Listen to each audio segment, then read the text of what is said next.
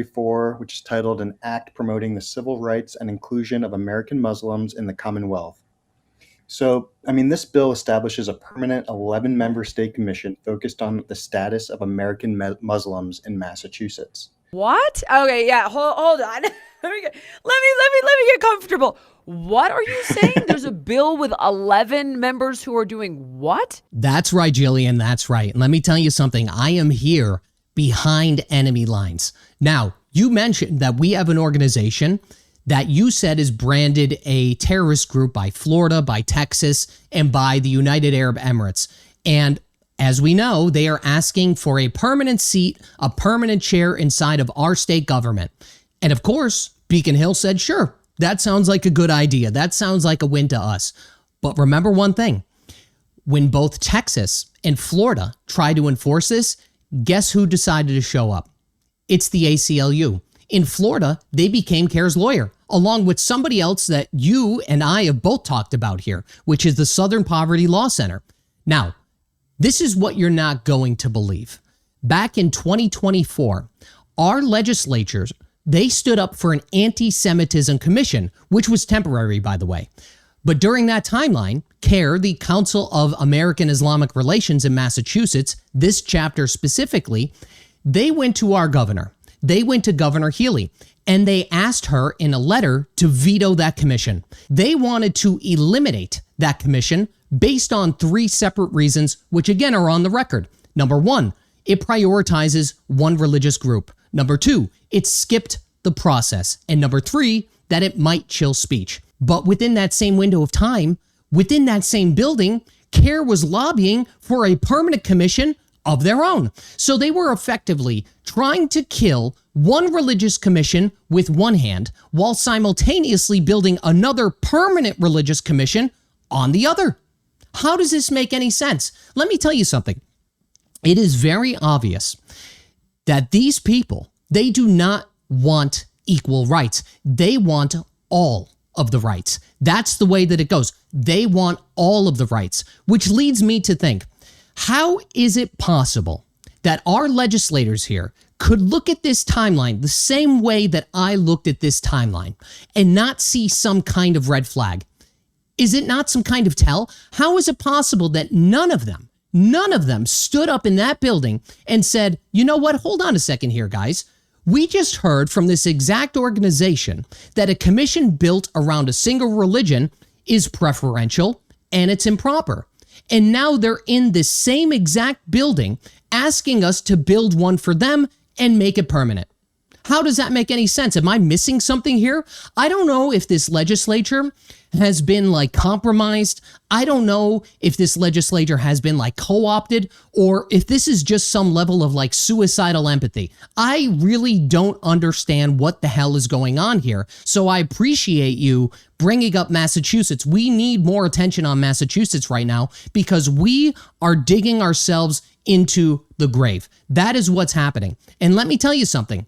This legislature, in my opinion, they got played. You guys got played. Am I missing something here? It's outrageous what is happening, and it seems like nobody else wants to call this out, and nobody else recognizes what the hell is truly going on here.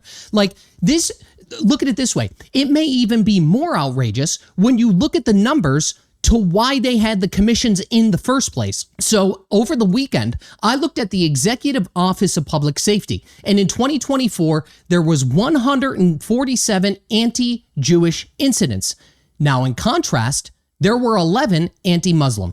That is a 13-to-1 ratio.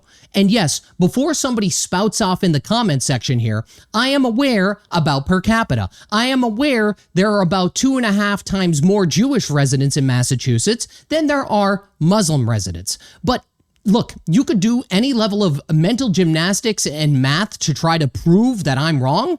But even if you do the math on a per capita basis, you don't even come remotely close to a 13-to-1 hole or a 13-to-1 gap. That's the truth. It's not even remotely close. Also, regarding the ACLU, look at their recent history. All you have to do is look at what happened in the past few years.